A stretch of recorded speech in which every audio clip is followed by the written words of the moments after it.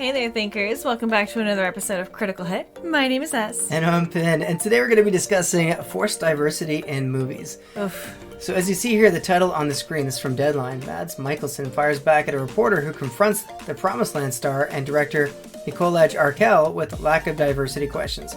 So we're going to discuss this article. We're going to talk about what the rules are currently going into 2024 in the new Oscars, and really what Hollywood's doing, let's say overall, to the medium that is known as movies. Over-diverse itself. Or shows and movies, I guess. Yeah, over-diverse. Is it really diversity, or is it just, you know what, we'll save that for the end. The synopsis there.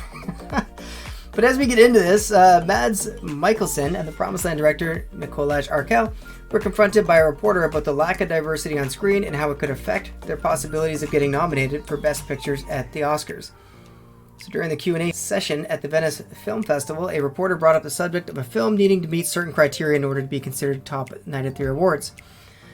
So this is a cast and Danish production that's entirely Nordic and therefore has some lack of diversity, you would say, the reporter asked. There's also new rules implied in Hollywood.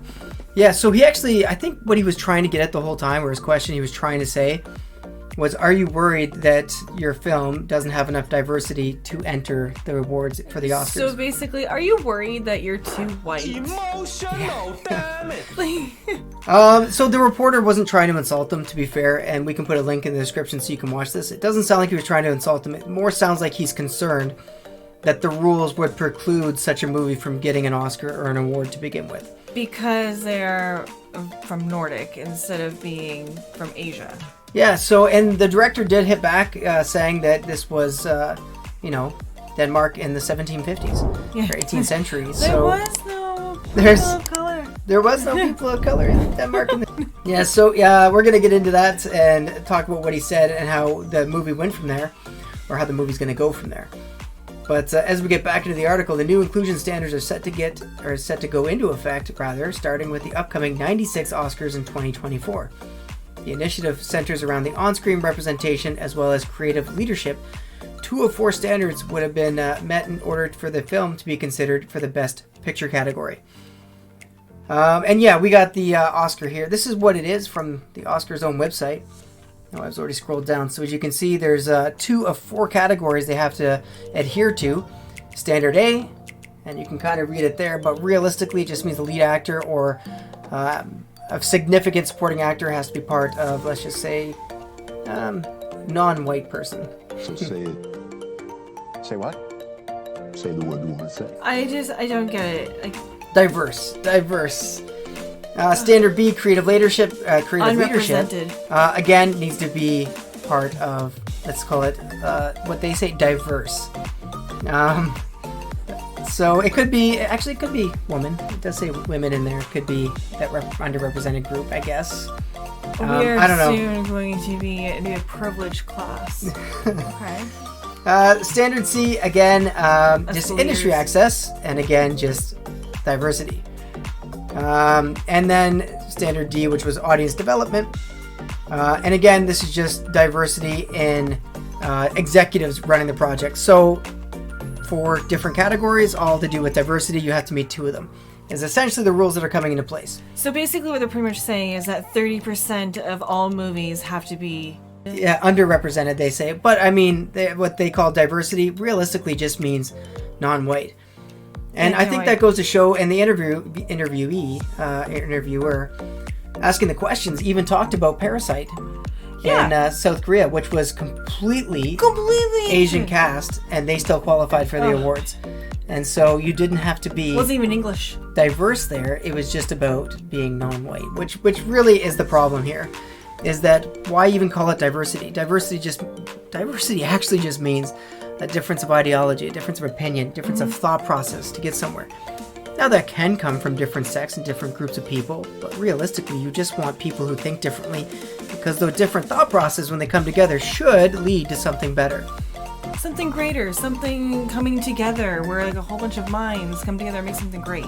Yeah, this new inclusion and diversity has just been so warped from what it actually is supposed to mean. But as we get back into this, now that we've talked about what the standards now are for the Oscars, that's set to come into effect in 2024, and from the get-go, there are some rules of diversity across the Atlantic for competing in the Best Picture category. Now, this is from the reporter again. The equivalent of this competition, as I see, you don't live up to these standards with the cast, the reporter continued.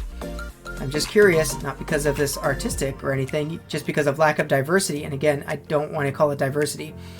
Let's call it non-white hires, that this can't compete in that competition. Are you worried about it? And now Mikkelsen was kind of taken back by this and just saying, how do you want me to answer this question is what he was saying. Yeah, it was like kind of like I got you moment, but like it wasn't really. No, I mean, how was he going to answer it? So the director did say, you know what?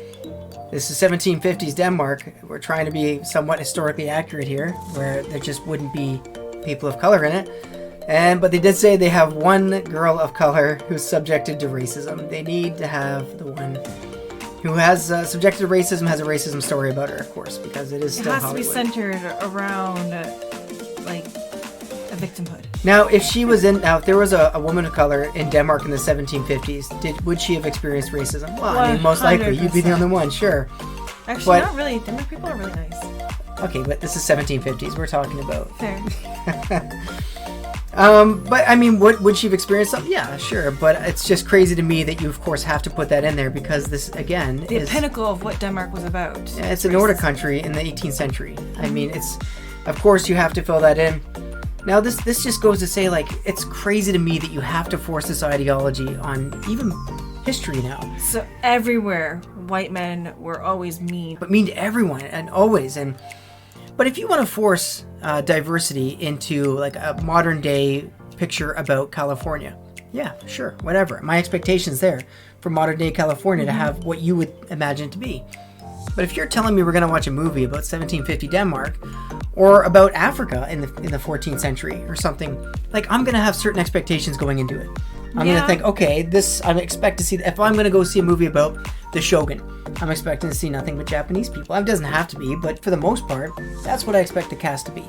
And if it's not that, then you have a hurdle to get over right away, because I'm like, well, my expectation was that, so I'm probably going to give you a worse review because you didn't meet the expectation in accordance with history. Now, fictitious property, fine, you own the rights to something. I don't want to argue the merits of that. I don't necessarily agree with it, because you can ruin, a whole fandom with it. But at least you own the rights to something. No one owns the rights to history. You have to respect it, otherwise you shouldn't be in the medium of storytelling. Well, that Queen Cleopatra movie on Netflix. Oh, the series, tried to rewrite history and said that Cleopatra was black. Well, yeah, and they even had Egyptian, lawyers putting out lawsuits saying we should ban Netflix here because you can't say it's a historically accurate drama when it's not historically accurate. Like, don't say it's a fictional piece of fan fiction is how they want it described, otherwise it wasn't fair. And yeah, that's just it. Why continue to push current day California on these on everything we're seeing in the past? I mean, are we never allowed to look at anything in the past again? Well, like even this, I don't think this is a historical movie. I think this is just like a Denmark movie. And even like in a fictional movie, there has to be racism involved. Well, I don't want to. It's based on a fictional story, but it's put in a very real time period of Denmark where there would have been very. So even though there's no record of any racism or anything that happened back then, they're just going to make it up and make it like historical. Well, like I said, they just have to keep. It's like. I mean, that's almost insulting, actually, to have to put that one token, person in there. And not even, just to be berated and belittled because we have to. Now, I don't know the story. The story could be fantastic, and it could show a really good side of it in there. I don't know. But from the way it came off, it really sounded like it was just being forced in there for the sake of being forced in there. Mm-hmm. Because that's the new Hollywood. And I think the standard of entertainment, the standard of media is really going downhill because they force these rules that really make no sense. Especially on it's supposed to be historically at least accurate in their depiction of the time. Historical drama. Yeah, the time and period, that's all. But anyways, that's what I got. I hope some people learned something today. Do you have anything else? No, I have nothing else to say, but what do you guys think about this? This is perplexing to me. Yeah, I don't like the new rules. I think Richard Dreyfuss came out saying that it's like telling, I think he said something like Picasso, it's giving him a canvas and saying you have to, paint with only this canvas. Well, you're destroying creative talent. But anyways, yeah, let us know what you think down in the comments. Do you think this is the right way forward? Do you think this actually is diversity? Happy if someone disagrees with me. Just let me know your reasoning behind it. But otherwise, thanks for joining us, and thanks for sticking with us till this point. I guess we'll see you in the next video. See you guys in the next video. Toodles! Bye, guys.